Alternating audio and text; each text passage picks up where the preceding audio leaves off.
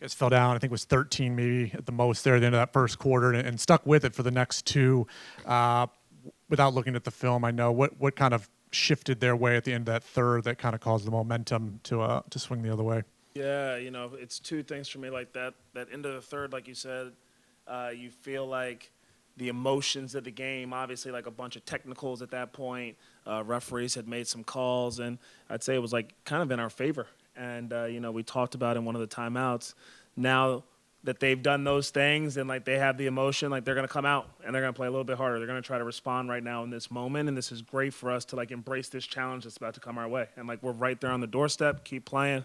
And so I think that they did a good job of kind of executing and getting some things that they were trying to get. I think all night offensively, though, like I felt like we kind of beat ourselves from the standpoint of like we got open looks. We got to the free throw line at a decent clip today and missed 11 free throws. We had 17 turnovers. Some of it Golden State, but a lot of it just like us and some careless ones in there. But I thought for the most part, game plan execution a lot better. We talked about trying to take away the pain, and instead of 62 points, you're looking at the box score today, and they got 36 in the paint. And so like we took care of things in that area. There was just too many other areas I thought that we kind of like beat ourselves.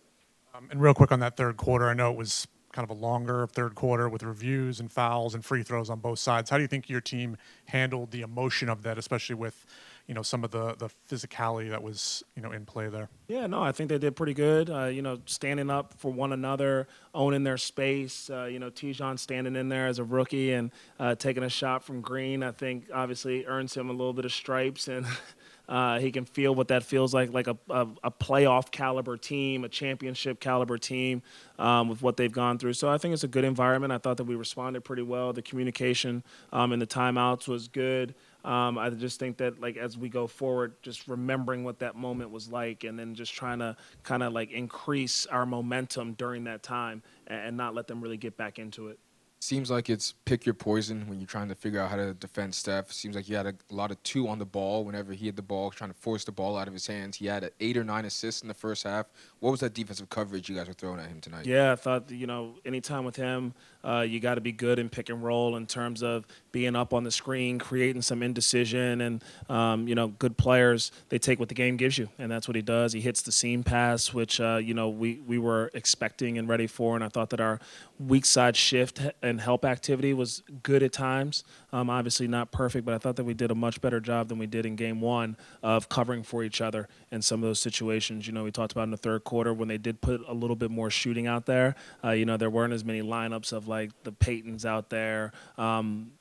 Butler, Green, they had some other guys. And so even on our scrambles, we talk about, can we slice out a little bit more so that they can't get some of the swing threes that they did get.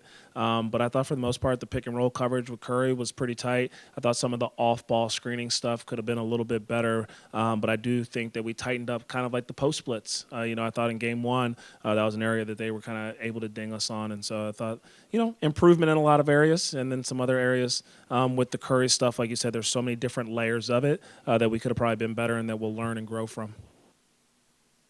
Nick Smith Jr.'s got a ton of starts this season, a lot more from kind of building on the end of his rookie season. What have you seen from him? Obviously, he struggled shooting a couple games in a row. What have you seen from him, and where do you want him to go as the season concludes? Yeah, I love the progress and growth that Nick has made.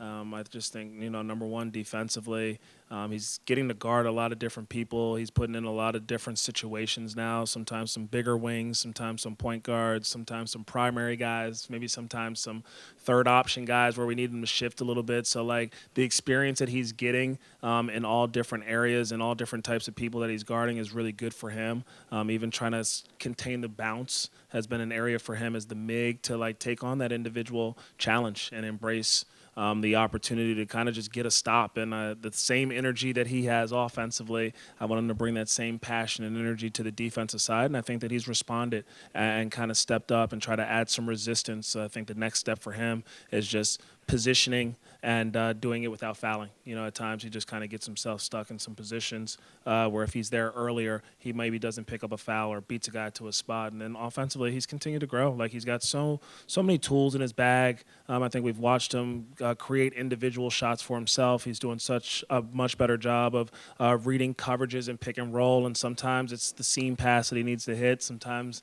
he needs to put pressure on the big and score at the basket, and his floater's been good. And just catch and shoot. That's the other thing that kind of just opens up all of his game. Is it starts there with just some of the simple closeout reads and catch and shoot and simple drives and simple plays. If you see the defense collapse. You mentioned that third quarter being a big difference. There were other points in the game where you guys were making runs, and it seemed like one of their veterans, Curry and Butler, always seemed to get big baskets in those moments. Crucial is having those guys that can do that, can sort of be a run stopper. Yeah, when you have experience, and that's something that we're trying to gain right now with our group, get more reps together, but you're able to understand, like, what do you need to go to offensively to get a bucket, and how do you need to execute it, and what's the physicality that you need defensively, and they responded in critical moments, and I think that our group is continuing to learn that, and so, like, there's a ton that we can take from this game, and I think that, we do learn that winning in this league is hard. It's a different beast every night. And I thought that our guys did a pretty good job of responding to the next challenge in front of them today. Damian Ball had a couple of good scoring games on the road trip tonight, 6 assists to 1 turnover, almost 30 minutes off the bench. In his short Hornets tenure, what have you seen from him that you've liked, especially tonight with his playmaking? Yeah, just competitive joy. Like he plays the game with such bounce and pop, and he carries a basketball around with him all the time. Like he's just a guy that loves the game, and you feel his energy, you feel his impact on both ends of the floor. I think he's willing to guard anybody. He's got like a fearlessness to him and a strong demeanor that I think really resonates with his teammates and the coaching staff. So loving everything that he's kind of given our group, especially in such a short window when he hasn't had a ton of time from a practice standpoint or even just a chemistry standpoint of getting reps with these guys. So he's fit in really well as a person and a player.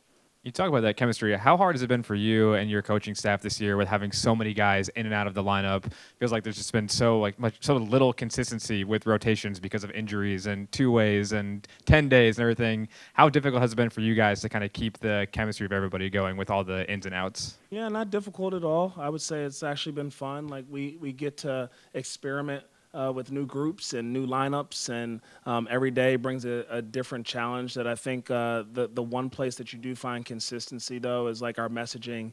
Everyone in the building is saying the right things, but also saying the same things. So we're all on the same page, and we know what each day is about, and like what is the purpose of each day in terms of daily improvement and trying to build more competitiveness and more consistent habits, I think, on and off the court, and then also just trying to build our togetherness and like going through what we've had to go through with like a different two-way guy or a little bit of a losing streak. I think that we're just growing and learning a ton as a group.